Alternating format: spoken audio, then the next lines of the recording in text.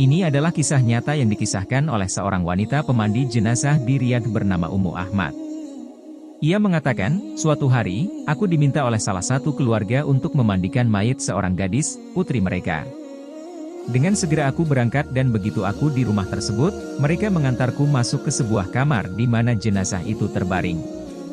Dengan cepat mereka menutup pintunya dengan kunci. Entah mengapa aku sendiri bergidik melihat apa yang mereka lakukan.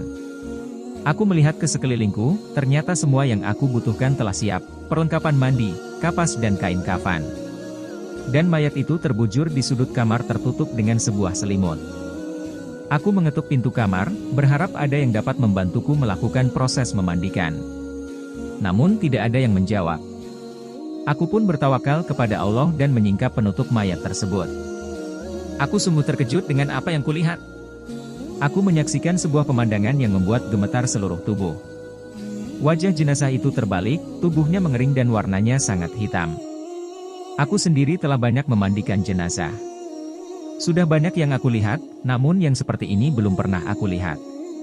Aku segera mengetuk pintu rumah itu dengan segenap tenagaku berharap ada yang bisa memberikan penjelasan atas apa yang aku lihat.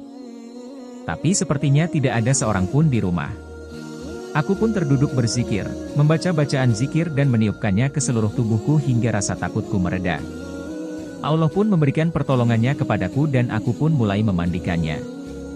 Namun setiap aku memandikan satu anggota tubuh, ia terlepas persis seperti sesuatu yang telah melembek dan busuk. Itu sangat merepotkanku. Hingga akhirnya ketika aku selesai memandikannya, aku pun mengetuk pintu kamar itu dan memanggil-manggil mereka, tolong bukakan pintu. Aku sudah mengafani mayat kalian. Aku dalam kondisi menunggu seperti itu cukup lama. Hingga akhirnya ketika mereka membuka pintu, aku segera bergegas meninggalkan rumah itu tanpa bertanya mengapa dan apa penyebab jenazah itu menjadi seperti itu.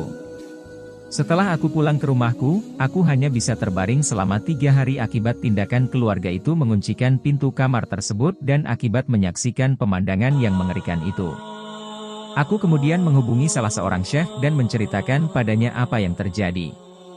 Maka beliau mengatakan, kembalilah menemui mereka dan tanyakan mengapa mereka menutup pintu itu dan apa yang terjadi pada putri mereka. Aku pun pergi menemui keluarga itu kembali. Kepada mereka aku mengatakan, demi Allah, aku minta kalian menjawab 2 pertanyaanku. Pertama, mengapa kalian menguncikan pintu kamar itu untukku? Dan kedua, apa yang terjadi pada anak gadis kalian itu sehingga kondisinya seperti itu?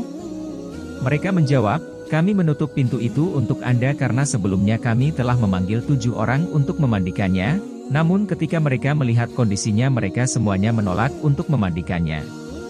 Adapun mengapa ia seperti itu, mungkin karena selama hidupnya ia tidak pernah mengerjakan sholat dan tidak mau berjilbab. La haula wala quwata illa billah. Seperti itu kondisinya padahal ia belum lagi dimasukkan ke dalam kuburnya. Lalu bagaimana jika ia telah dimasukkan ke dalam kuburnya dan kelak saat ia berjumpa dengan Allah Azza wa Jalla?